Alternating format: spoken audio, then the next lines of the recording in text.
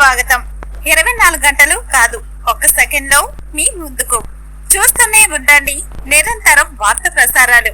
సూర్యాపేట జిల్లా కోదాడ పట్టణంలోని స్థానిక 26వ వార్డులో కామాటీలు ఖాళీ స్థలాల్లో ఉన్న చెత్తను కాలుస్తున్నారు. చిన్నపిల్లల డ్రైవర్లు కవర్లలో పెట్టకుండా ప్లాట్లలో విచ్చలవిడిగా వేస్తున్నారు. ఎక్కడ పడితే అక్కడ వేస్తున్నారు. చెత్త బుట్టలలో వేసి ట్రాక్టర్ గాని చెత్త బండిగాని వచ్చినప్పుడు ఇవ్వాలని, మన పరిసరాలు బాగుంటే మన ఆరోగ్యం బాగుంటుందని.